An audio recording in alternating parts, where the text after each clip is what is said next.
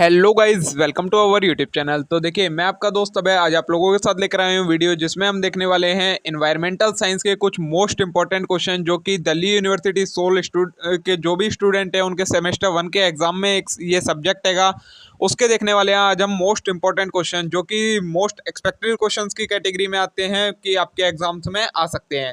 तो बिना देर के हम शुरू करते हैं ये वीडियो। ये सारे questions previous year question paper में से लिए गए हैं, तो इनके आने का चांस बहुत ही ज़्यादा हो जाता है आपके एग्जाम्स में। तो चलिए शुरू करते हैं और देखते हैं इन सभी क्वेश्चंस को। उससे पहले अगर आपने अभी तक चैनल को सब्सक्राइब ना किया हो तो चैनल को जरूर सब्सक्राइब कर लें, वीडियो को लाइक करना ना भूलें और वीडियो को अपने सभी दोस्तों के साथ शेयर करें। तो चलिए शुरू करते हैं। क्वेश्चन नंबर 1 है, define the term environment, give its scope and importance. Environment क्या होता है, इसका क्या स्कोप है और क्या इंपॉर्टेंस है, ये बतानी है आपको इस क्वेश्चन के अंदर।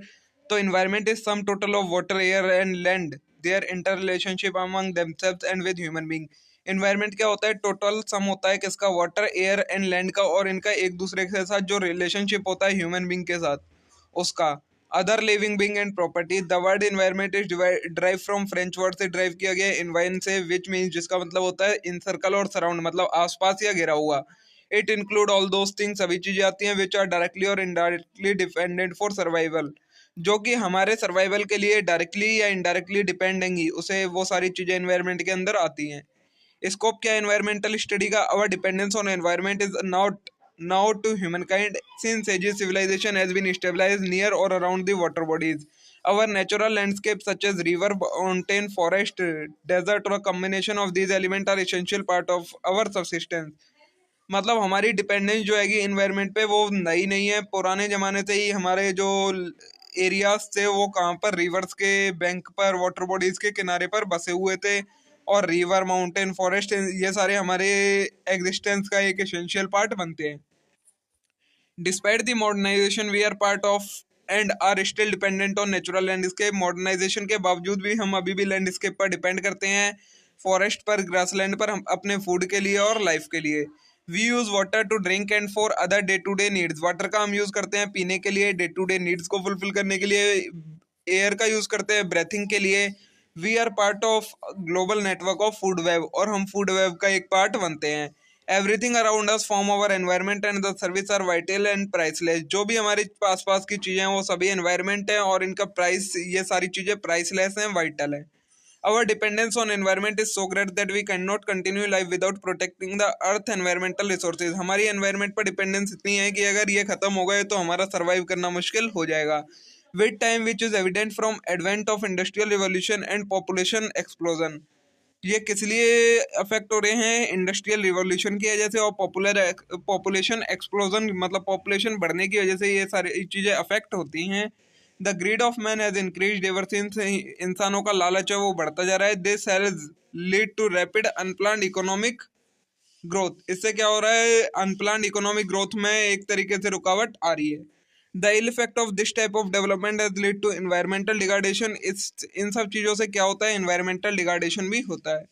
आगे, development has paved the way for use of non renewable sources such as mineral and oils extensively, thus result in their exhaustion. Development के लिए हमें रिन्यूएबल सोर्सेज और नॉन रिन्यूएबल सोर्सेज सभी की जरूरत पड़ती है, और इस नीड को पूरा करने के लिए हम इन सभी को एग्जॉस्ट कर रहे हैं।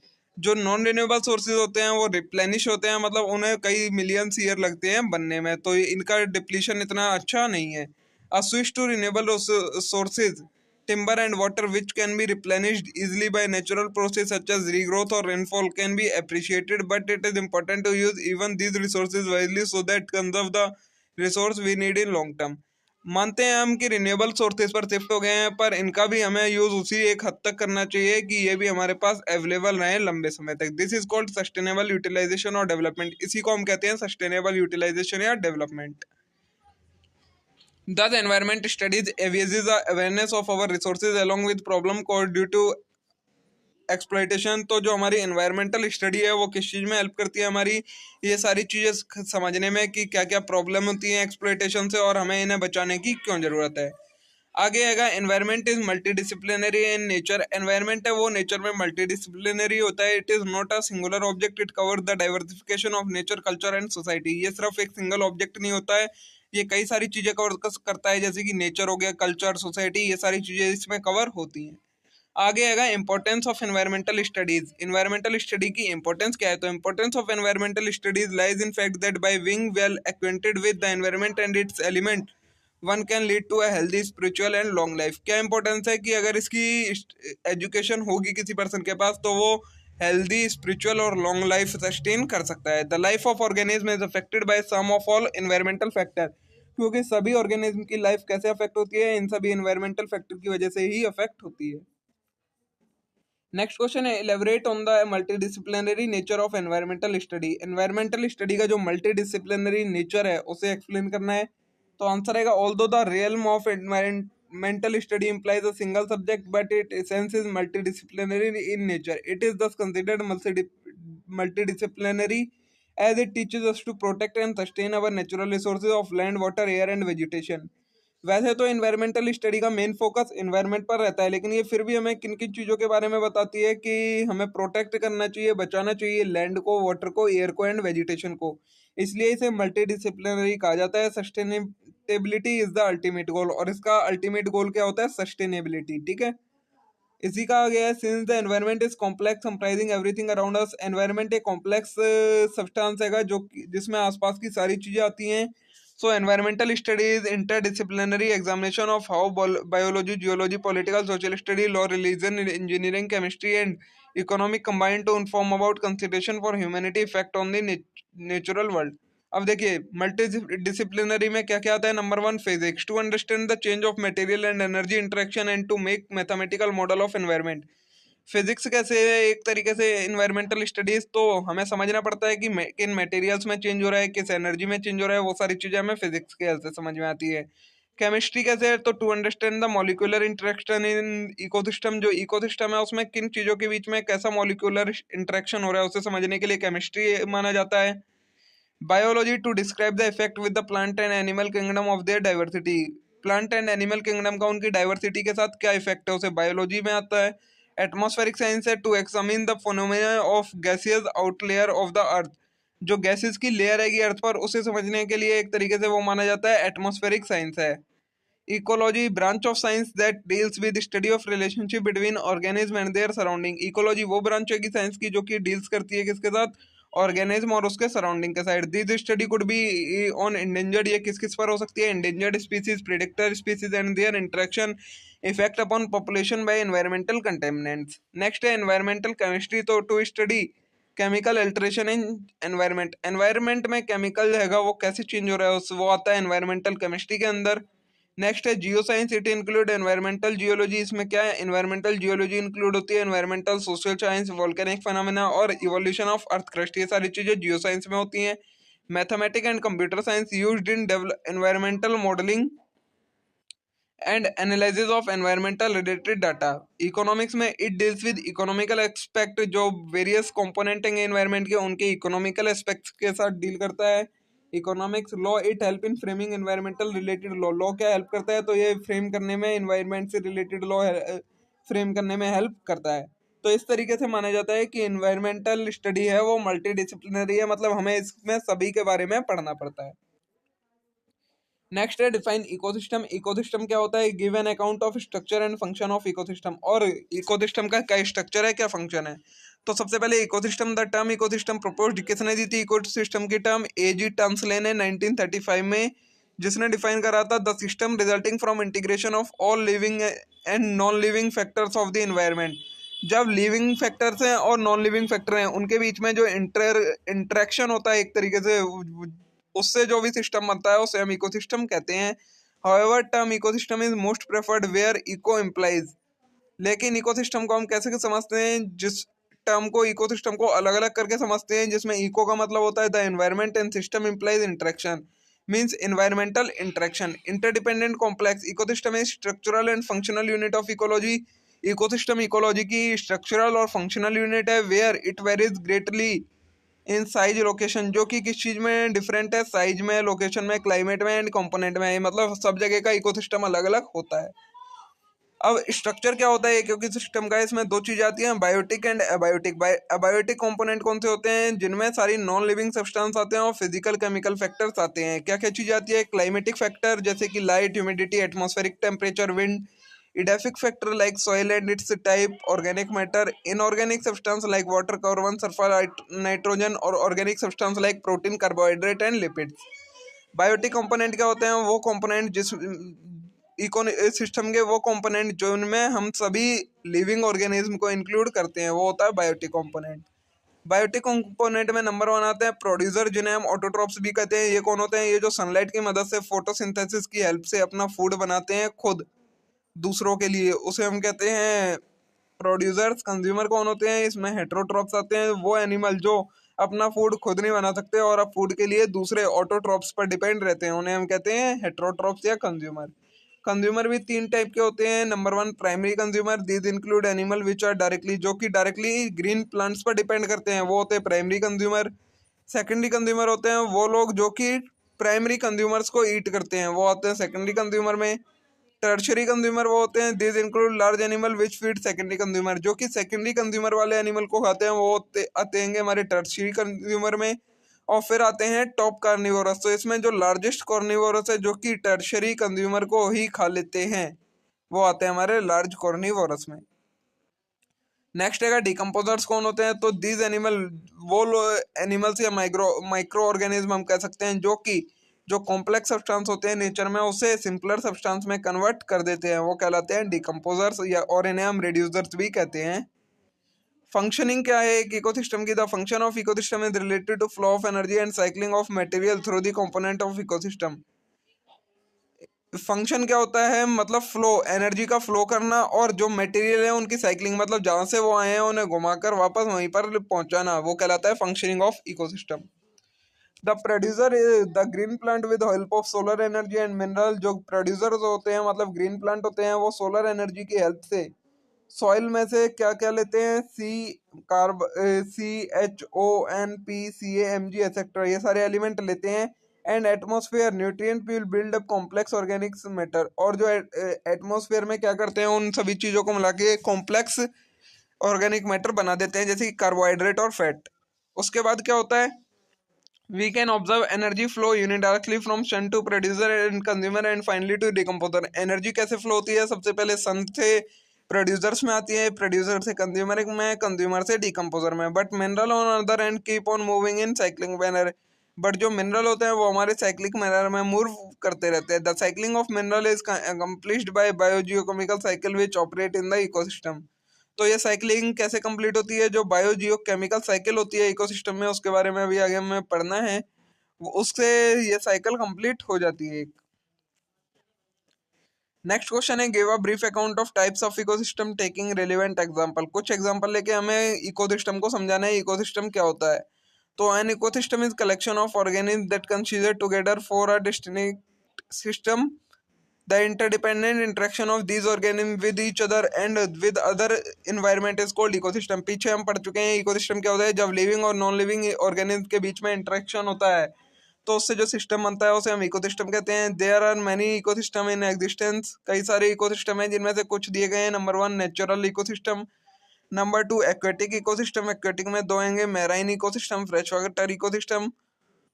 थर्ड है टेरेस्ट्रियल इकोसिस्टम जिसमें फॉरेस्ट, डेजर्ट, ग्रासलैंड और टुंड्रा आते हैं। फिफ्थ है आर्टिफिशियल इकोसिस्टम, गार्डन, एग्रीकल्चर और एफोरेस्टेशन, ये सारी चीजें इसके अंदर आती हैं। नंबर 1 पढ़ना है हमें नेचुरल रिसोर्सेज क्या होते हैं। तो these are ecosystem that exist naturally in the world without being created by human. वो इकोसिस्टम जो कि ह्यूमन ने नहीं क्रिएट किया, नेचुरली पूरे एनवायरनमेंट में बना हुआ है, उसे हम कहते हैं नेचुरल इकोसिस्टम। एक्वेटिक इकोसिस्टम वो होता है ecosystem that exist under water, जो कि सिर्फ वाटर के अंदर ही बनता है इकोसिस्टम, उसे हम कहते हैं एक्वेटिक इकोसिस्टम। इसमें आता है हमारा मैराइन इकोसिस्टम। तो मैराइन इकोसिस्टम और सॉल्ट वाटर की जो वाटर बॉडीज है उनसे जो इकोसिस्टम बनता है उसे मैराइन इकोसिस्टम कहते हैं। Seaweeds, fish and turtle can all part of particular marine system. इसमें क्या क्या चीजें होती हैं? सीवीड्स होते हैं, फिश होती हैं, टर्टल्स होते हैं, ये सारी चीजें इसमें मैराइन इकोसिस्टम में आती हैं। Marine ecosystem can take many forms including lagoon, coral reef, deep sea ecosystem and all short marshy estuaries। ठीक है। नेक्स्ट है फ्रेश वाटर इकोसिस्टम। इन सभी में आपको इतनी डिटेल में जाने की जरूरत नहीं है, मैं आपको ऊपर से ही थोड़ी बता देता हूँ, ज़्यादा आपको डिटेल में जाने की जरूरत नहीं है क्योंकि इससे कोई इतना इंपॉर्टेंट क्वेश्चन नहीं बनता है मेनली। फ्रेश वाटर इकोसिस्टम वो इकोसिस्टम जो फ्रेश वाटर मतलब रिवर्स और जो आपके पानी भरने के फ्रेश वाटर लेने के सोर्सेज होते हैं उसमें बनता है, उसे हम कहते हैं fresh water ecosystem. Next terrestrial ecosystem. तो terrestrial ecosystem that exist on land, वो इकोसिस्टम जो लैंड पर एग्जिस्ट करता है वो टेरेस्ट्रियल का रहता है। इसमें चार आते हैं। फॉरेस्ट इकोसिस्टम, मतलब फॉरेस्ट इकोसिस्टम में फॉरेस्ट आते हैं और ऑर्गेनिज्म वो जो लोग फॉरेस्ट में रहते हैं वो सारी चीज़ें फॉरेस्ट इकोसिस्टम में आती हैं। डेजर्ट इकोसिस्टम में सारे टाइप के डेजर्ट से मिलकर जो इकोसिस्टम बनता है वो डेजर्ट इकोसिस्टम में आ जाता है। ग्रासलैंड इकोसिस्टम क्या होता है, तो are other important ecosystem that are usually situated in more temperate region of the world, they wide open grass species that are home to many kind of people. Grassland ecosystem जहाँ पर सिर्फ घास घास होती है और कुछ नहीं होता, जो कि एनिमल्स को चराने के लिए और घर बनाने के लिए यूज किया जाता है, उसे कहते हैं ग्रासलैंड इकोसिस्टम। नेक्स्ट आता है टुंडारा। तो tundra is name of iciest part of the earth in which top soil is always frozen. तो टुंडारा क्या होता है, वो आइसीएस्ट पार्ट है पूरे अर्थ पर जहाँ पर सबसे ज्यादा सॉइल हमेशा फ्रीज फॉर्म में रहती है। नेक्स्ट है आर्टिफिशियल इकोसिस्टम। इसमें क्या क्या चीजें आती है। Number one, garden. गार्डन क्या होते हैं, for ornamental rockeries to lawn and pond and trees this human made ecosystem can attract a large amount of wild life. Garden आपको पता ही है, जो हम खुद बनाते हैं गार्डन, वही गार्डन। नेक्स्ट है agriculture. Agriculture growing crops can lead to change in landscape and mineral composition of soil. Agriculture ecosystem से क्या होता है, जो हमारा लैंडस्केप है वो चेंज हो जाता है, सॉइल का कंपोजिशन है वो चेंज हो जाता है। ठीक है। नेक्स्ट क्वेश्चन है, what do you understand by ecosystem services, write explanatory note on its importance. Ecosystem की सर्विसेज क्या क्या होती है। तो इकोसिस्टम सर्विसेज में our health and wellbeing depend upon service provided by ecosystem. हमारी हेल्थ है और जो वेल्थ है मतलब इनकम है वो किस पर डिपेंड करती है, जो सर्विस इकोसिस्टम प्रोवाइड करवा रहता है उस पर। देयर कंपोनेंट, कंपोनेंट क्या क्या आते हैं इसमें, water, soil, nutrient and organism. Therefore ecosystem services are process by which environmental producers resources utilized by humans such as clean air, water, food and material। तो इकोसिस्टम का क्या प्रोसेस होता है, वो एक प्रोसेस है जिसमें एनवायरमेंटल जो कुछ भी प्रोड्यूस करता है उसे कौन ह्यूमंस यूटिलाइज कर लेते हैं, जैसे कि एयर हो गया, वाटर हो गया और फूड हो गया, ये सारे आते हैं हमारे इकोसिस्टम सर्विसेज में। अब इकोसिस्टम सर्विसेज में हमारे पास 5 टाइप की सर्विसेज है। नंबर वन है कि इकोलॉजिकल वैल्यू। तो all the species in ecosystem participate in numerous ecological process. जितनी भी एनिमल्स होते हैं इस इकोसिस्टम में वो सभी एक कुछ सारे वो करते हैं, उनका कई सारा रोल होता है और ये किस चीज में हेल्प करते हैं, ये कई सारी इकोलॉजिकल प्रोसेस में पार्टिसिपेट करते हैं। इसमें पहला आता है cycling of water and nutrient. Water and nutrient की जो साइकिलिंग होती है, मतलब जहाँ से वो स्टार्ट होते हैं वहीं दोबारा पहुंच जाते हैं, ये इकोलॉजिकल वैल्यू है। नेक्स्ट है फूड प्रोडक्शन। तो प्लांट डायरेक्टली और indirectly related with food production, plant बनाते हैं फूड्स को। Climatic stability, a forest is one main source of rain which is turn control climate. Forest एक सोर्स होते हैं जिससे क्लाइमेट और रेन को कंट्रोल किया जाता है। नेक्स्ट है reduction in pollution. Pollution control होता है तो some micro organism as well as some plant and animal have the capacity to break down pollution thus helping in pollution reduction. कुछ माइक्रो ऑर्गेनिज्म और animals ऐसे होते हैं जो कि पॉल्यूशन को ब्रेक डाउन कर देते हैं और हेल्प करते हैं पॉल्यूशन को कम करने में। नेक्स्ट है soil generation and reduction in soil erosion. ये क्या है, तो इसमें diverse living organism both plant and animal help in formation of soil in the long run. जो दोनों लिविंग ऑर्गेनिज्म, प्लांट भी एनिमल भी, हेल्प करते हैं सॉइल की फॉर्मेशन में। नेक्स्ट है प्रोडक्शन ऑफ एनर्जी और प्रोड्यूसर। एनर्जी प्रोड्यूस करते हैं जो ये इकोलॉजिकल वैल्यू होती है, ये सर्विस प्रोवाइड करवाता है ecosystem. Reduction in natural calamity. In ecosystem की वजह से जो नेचुरल क्लेमिटीज होती हैं उसका भी वो भी कम हो जाती हैं। नेक्स्ट है डिकम्पोजर्स एंड डिकम्पोजिशंस, मतलब वो सब्सटेंस जो कि वो माइक्रो ऑर्गेनिज्म जो कि बड़े सब्सटेंस को सिंपलर सब्सटेंस में कन्वर्ट कर दे, वो आता है हमारा डिकम्पोजर्स एंड डिकम्पोजिशन में। नेक्स्ट टाइप की वैल्यू है सोशल वैल्यू। तो biodiversity has been preserved and protected by traditional society that valued it as a resource and recognised that its depletion would be a great loss to their society. Social value में क्या आता है, मतलब biodiversity को बचाना, उनके tradition को बचाना, क्योंकि अगर ये खत्म हो गई एक बार तो सोसाइटी में बहुत बड़ा लॉस हो जाएगा। Many plant and animal are considered holy and sacred in India and are worshipped. कई सारे प्लांट ऐसे होते हैं जो कि होली प्लांट है बट अब इंडिया में से खत्म हो गए हैं, जैसे कि तुलसी, पीपल, काऊ, स्नेक, ये सारी चीजें। नेक्स्ट है इकोनॉमिकल वैल्यू। इसमें क्या आता है, These include the services provided by biodiversity including both consumptive use value and productive use value. वो सर्विसेज जो दोनों इंक्लूड करती हैं, कंज्यूमिंग की वैल्यू भी और प्रोडक्शन की वैल्यू भी, उसे हम कहते हैं economical value. Consumptive value include, consumptive value में क्या क्या आता है, fossil fuel, woods, drugs and medicine. Productive use value में आता है हमारा क्या क्या, product which are directly sold in market like textile. ठीक है, नेक्स्ट है कि हमारी एथिकल वैल्यू। तो these values relate to importance of protecting all form of life. Life की सभी फॉर्म को प्रोटेक्ट करना आता है हमारा एथिकल वैल्यू में। All the existence form of life on earth must be conserved and protected. जितनी भी लाइफ की फॉर्म है उन्हें सभी को कंजर्व करना है, प्रोटेक्ट करना है। यह सभी इंडिविजुअल की ड्यूटी है और बायोडाइवर्सिटी को बचाना है। नेक्स्ट है एस्थेटिक वैल्यू। तो biodiversity provide an implicit pleasure of beautification. Biodiversity को प्रोवाइड करवाता है। एस्थेटिक वैल्यू में क्या होता है, बायोडाइवर्सिटी को एक तरीके से अट्रैक्टिव बनाया जाता है। नेक्स्ट है optional value. Keeping future responsibility often for their use is called optional value. मतलब फ्यूचर की रिस्पॉन्सिबिलिटीज के लिए भी जगह बना के रखना हमारा ऑप्शनल वैल्यूज कहलाता है। It is difficult to predict which of the species would turn out to be fruitful in near future. तो इसमें देखा जाता है कि आने वाले फ्यूचर में कौन सी चीजें हैं जो कि प्रिडिक्ट करना डिफिकल्ट है अभी से।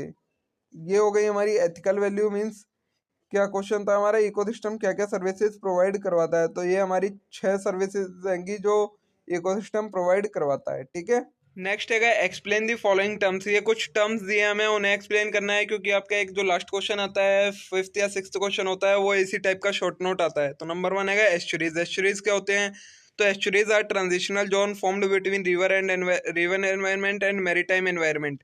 जो रिवर का एनवायरनमेंट होता है और मैरीटाइम एनवायरनमेंट जो होता है, उनके बीच में जो जोन बनता है उसे हम एस्चुरी कहते हैं। An estuary is a partially enclosed water body along with coast from where fresh water from river and stream meets and mixes with salt water of ocean। ये क्या होता है, एस्चुरी एक इनक्लोज्ड वाटर बॉडी होती है जो कि coast के साथ साथ जो फ्रेश वाटर रिवर से आता है और जो स्ट्रीम्स आके मिलती हैं कहाँ पर, सॉल्ट वाटर में, ओशियन के सॉल्ट वाटर में, वहां पर जो बनता है एक तरीके से सिस्टम, उसे हम एस्चुरी कहते हैं। Estuaries among the world most productive ecosystem. तो जो एस्चुरीज होती है वो सबसे प्रोडक्टिव इकोसिस्टम होता है पूरे वर्ल्ड का। Estuaries provide water filtration and habitat protection.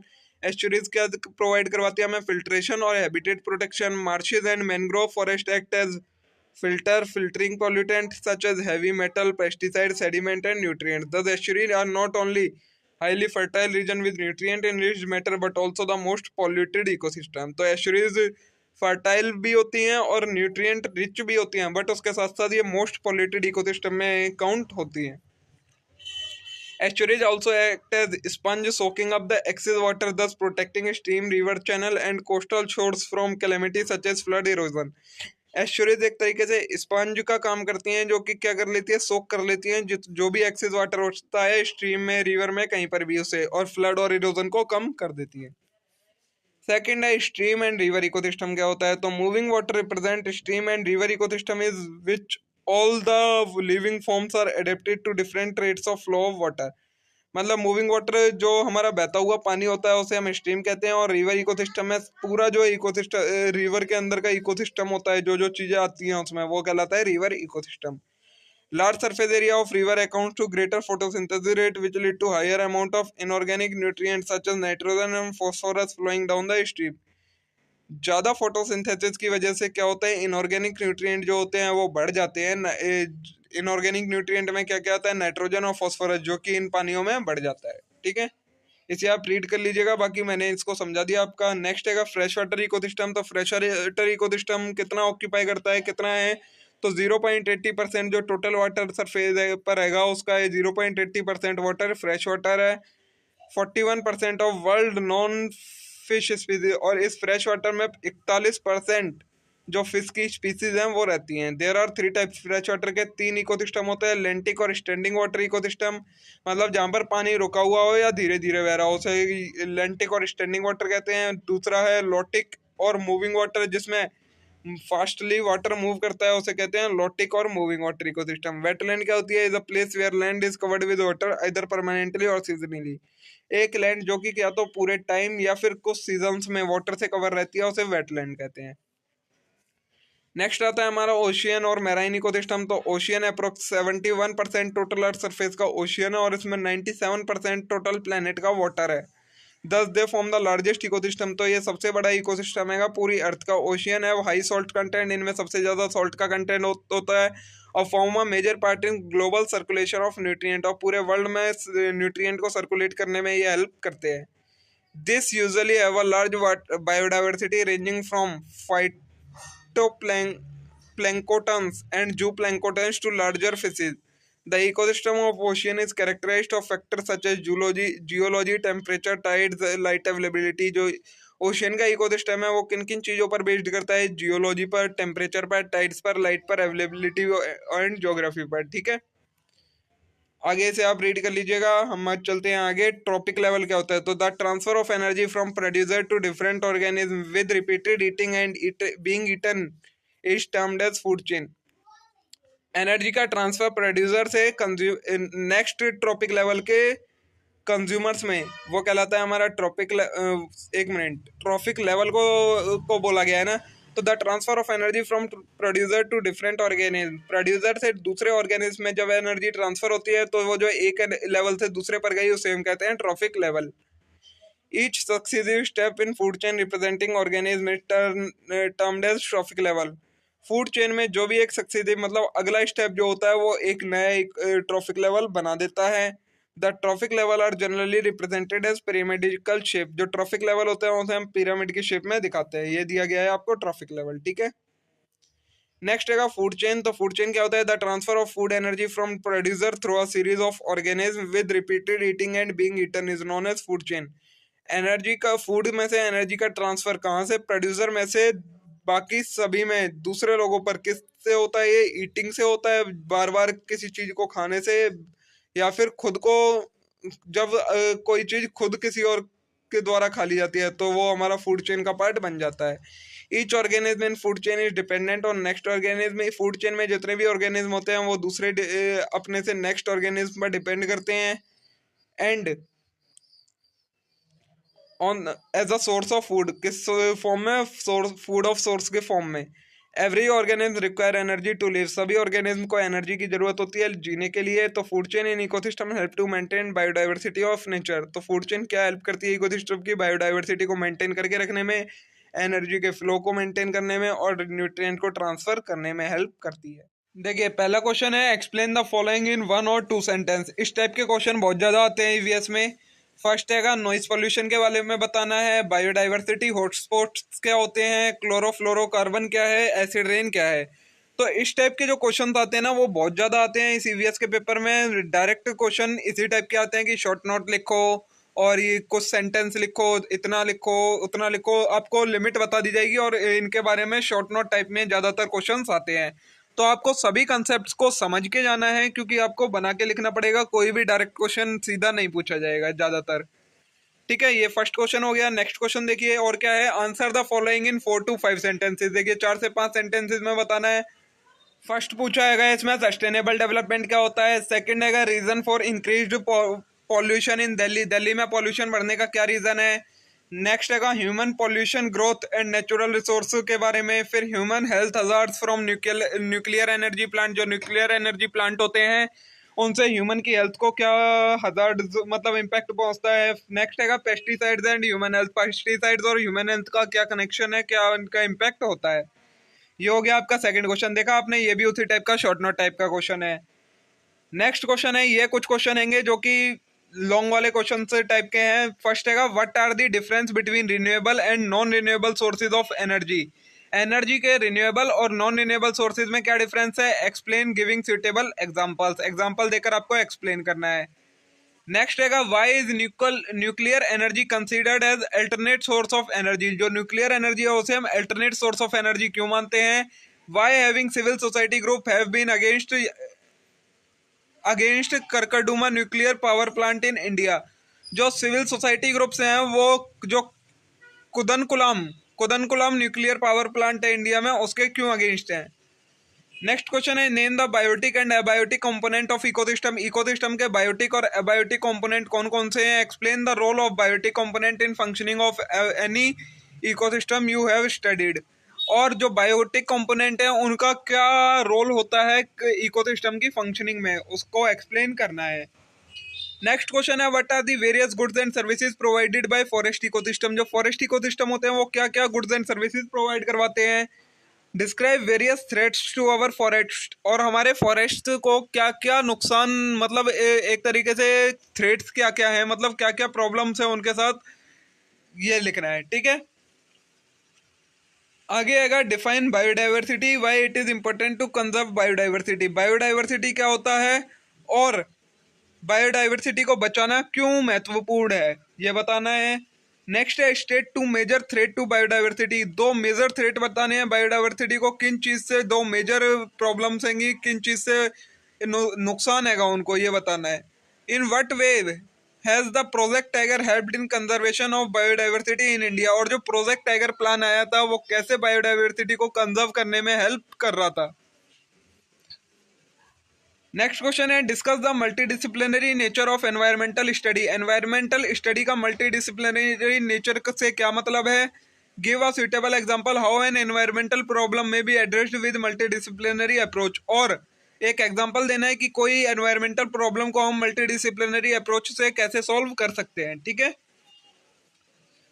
Next question ये वही है। नेक्स्ट है what are the causes and effect of pollution of Yamuna river in Delhi. जो यमुना रिवर है उसका जो पॉल्यूशन हो रहा है दिल्ली में, उसके क्या क्या कॉजेज हैं, मतलब किन वजहों से हो रहा है और उसके क्या क्या इम्पैक्ट हो रहे हैं। Suggest measure for control of pollution, और कुछ मेजर्स बताओ कि हम इसे कैसे कंट्रोल कर सकते हैं। नेक्स्ट है what according to you were the reason for June 2023 Kedarnath disaster in Uttarakhand. जो जून 2023 में केदारनाथ डिजास्टर आया था उत्तराखंड में, उसका क्या रीजन था आपके अकॉर्डिंग, ये बताना है। नेक्स्ट क्वेश्चन है why is the resettlement and rehabilitation of people affected by mining and dams project a major challenge in India. Illustrate your answer with a case study. मतलब जो डैम्स और mining के projects होते हैं उनकी वजह से जो लोगों को रिसेटलमेंट होता है, रिहेबिलिटेशन होता है उनका, उसका एक सबसे बड़ा नुकसान चैलेंज क्या है, उसे हमें एक केस स्टडी के साथ बताना है। नेक्स्ट क्वेश्चन है define food chain and food web. Food chain और फूड वेव को डिफाइन करना है, क्या होते हैं। Despite a food web with the help of systematic diagram, और उसका एक सिस्टमेटिक डायग्राम बनाना है। नेक्स्ट है in your opinion do the various environmental legislation lead to human wildlife conflict in India. जो वेरियस टाइप के environmental legislation है उनकी वजह से क्या होता है, ह्यूमन वाइल्ड लाइफ में कन्फ्लिक्ट हो जाता है इंडिया के अंदर, कैसे, ये बताना है।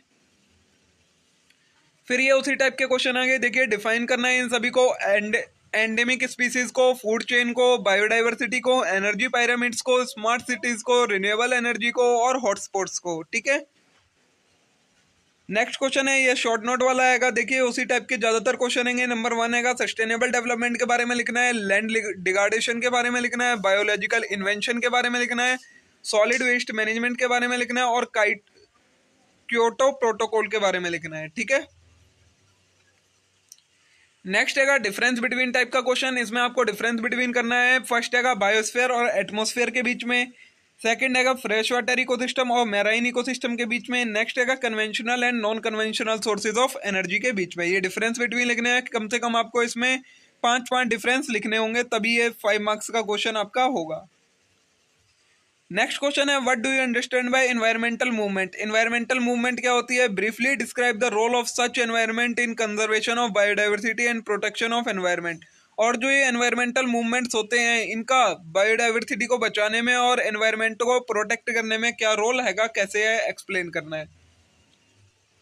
नेक्स्ट है discuss the role of environmental communication and public awareness in environmental protection. जो एनवायरमेंटल कम्युनिकेशन होता है, मतलब एनवायरमेंट के बारे में बताया जाता है, पब्लिक अवेयरनेस फैलाई जाती है, उसका एनवायरमेंट को प्रोटेक्ट करने में क्या रोल है। नेक्स्ट क्वेश्चन है do you agree that in contrast to ritual of ancient India society of activity of modern India society have harmed the environment and biodiversity, if yes how। यह बोला है अगर क्या आपको लगता है कि जैसे पुराने जमाने में जो रिवाज थे, रिचुअल्स थे, उनके अकॉर्डिंग अब जो मॉडर्न सोसाइटी है वो एनवायरनमेंट को ज्यादा नुकसान पहुंचा रही है, बायोडाइवर्सिटी को ज्यादा नुकसान पहुंचा रही है, अगर यस तो कैसे। नेक्स्ट है 6th का 8 taking one example discuss how dam building has affected the ecological balance of ecosystem. Dam को बनाना कैसे इकोलॉजिकल मतलब इकोसिस्टम के बैलेंस को खराब कर देता है। एक्सप्लेन करना है एग्जांपल से। नेक्स्ट है what are invasive species, how are they threat to biodiversity. Invasive species क्या होते हैं और ये बायोडाइवर्सिटी को कैसे नुकसान पहुंचाते हैं, ये एक्सप्लेन करना है 6th में। नेक्स्ट क्वेश्चन है आपका discuss the problem and challenges of e waste management. क्या प्रॉब्लम होती है ई वेस्ट मैनेजमेंट से और क्या क्या इसके सामने चुनौतियां हैं ई वेस्ट मैनेजमेंट इंडिया के सामने, ये एक्सप्लेन करना है। नेक्स्ट क्वेश्चन है discuss the ecosystem services. Ecosystem क्या क्या सर्विसेज प्रोवाइड करवाता है वो सारी एक्सप्लेन करनी है। नेक्स्ट है discuss socio economic impact of earthquake and landslide giving one example of each. Socio economic impact क्या होते हैं अर्थक्वेक और लैंडस्लाइड से, एक एक एग्जांपल देके बताना है। Also discuss the role of disaster management to reduce this impact, और डिजास्टर मैनेजमेंट का क्या रोल होता है इन इम्पैक्ट्स को कम करने में, वो एक्सप्लेन करना है। ठीक है। नेक्स्ट है डिफरेंस बिटवीन, आपको डिफरेंस बिटवीन करना है renewable and non renewable energy में, biosphere reserve and national park में, वाइल्ड लाइफ प्रोटेक्शन एक्ट और फॉरेस्ट कंजर्वेशन एक्ट में, primary pollutant and secondary pollutant में, चिपको मूवमेंट में एंड बीज बचाओ आंदोलन में। ठीक है। नेक्स्ट है देखिए ये फिर शॉर्ट नोट वाला है, एक्वेटिक इकोसिस्टम पर, biodiversity hotspot in India, nuclear disaster, impact of dam construction on tribal population, global warming impact on agriculture और climate change and spread of disease. इन सब के बारे में आपको एक एक शॉर्ट नोट लिखना है। Odd even formula and its impact on Delhi air quality. Odd even formula क्या था और इसके दिल्ली की एयर क्वालिटी पर क्या इम्पैक्ट पड़े। नेक्स्ट क्वेश्चन है what are the major threat to biodiversity. Biodiversity को सबसे बड़ा नुकसान क्या चीज का है। Discuss briefly the major to mitigate 3 major threat at global level, और 3 मेजर्स बताने हैं जिससे हम कम कर सकें जो थ्रेट है ग्लोबल लेवल पर बायोडाइवर्सिटी को उसे। नेक्स्ट क्वेश्चन है what are acute situation major for conservation of biodiversity. Biodiversity को बचाने के लिए क्या क्या मेजर्स लिए गए हैं, गिव सम सुटेबल एग्जांपल, को सुटेबल एग्जांपल्स देने हैं।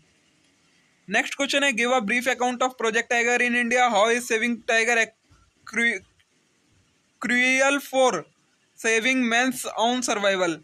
प्रोजेक्ट टाइगर क्या था और टाइगरों को बचाना मैन के सर्वाइव करने के नुकसान कैसे बन सकता है, ये एक्सप्लेन करना है आपको। नेक्स्ट है briefly describe the environmental impact of invasive species. Invasive species से इन्वायरमेंट पर क्या इम्पैक्ट होता है वो एक्सप्लेन करना है, और explain this impact with no 2 suitable example, 2 suitable examples के साथ इसे एक्सप्लेन करना है।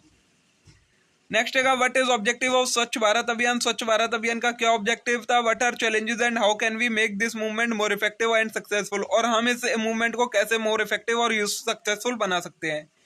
नेक्स्ट क्वेश्चन है think global and act local for sustainable development, how is this practically possible in urban spaces like Delhi and expansion, explain with suitable example. मतलब हमें सोचना चाहिए विश्व स्तर पर और एक्ट करना चाहिए लोकलिटी में, यह सस्टेनेबल डेवलपमेंट के लिए कैसे अच्छा है, एग्जांपल के साथ एक्सप्लेन करना है। नेक्स्ट है human population explosion is cause severe resources depletion and environmental degradation, discuss with suitable example. बोला है ज्यादा ह्यूमन की पॉपुलेशन का बढ़ना रिसोर्स का डिप्लीशन का कारण बनता है और एनवायरमेंट के डिग्रेडेशन का कारण बनता है, कैसे, एग्जांपल के साथ एक्सप्लेन करो। नेक्स्ट है cultural practice are powerful tool to protect the environment and could also be threat to our ecosystem health. जो कल्चरल प्रैक्टिसेस होती हैं और पावरफुल टूल्स होते हैं वो एनवायरमेंट को प्रोटेक्ट करने के लिए यूज किए जाते हैं, बट वो इकोसिस्टम की हेल्थ के लिए भी एक नुकसान है, कैसे, एग्जांपल के साथ जस्टिफाई करनी है स्टेटमेंट को। नेक्स्ट है डिफाइन, हमारा ये डिफाइन देनी है आपको इन सभी की, green energy, carbon footprint, invasive species, red data book, biological oxygen demand, vermicomposting, deserts. तो देखिए दोस्तों इसी के साथ आज हमने इतने सारे क्वेश्चन देख लिए, ये सबसे मोस्ट इंपॉर्टेंट क्वेश्चंस की कैटेगरी में ये सभी क्वेश्चंस आते हैं। इनमें से बाहर मुश्किल ही से कोई आपका क्वेश्चन आ जाए तो आ जाए, वरना इनसे बाहर कोई क्वेश्चन नहीं आएगा। इसमें मैंने पिछले सारे 10 ईयर्स के मेरे को जो जो क्वेश्चंस इंपॉर्टेंट लगे वो सभी कवर करवा दिए मैंने इसके अंदर। ये मोस्ट एक्सपेक्टेड क्वेश्चंस होंगे कि इन्हीं में से आपका ज़्यादातर एग्जाम आएगा। आप चाहें तो इसे बाद में मैच करके देख लीजिएगा। अगर वीडियो आप लोगों को यूजफुल लगी हो तो शेयर जरूर करें सभी के साथ, वीडियो को लाइक करें, चैनल को जरूर सब्सक्राइब कर लें इस टाइप के और कंटेंट के लिए। Thank you.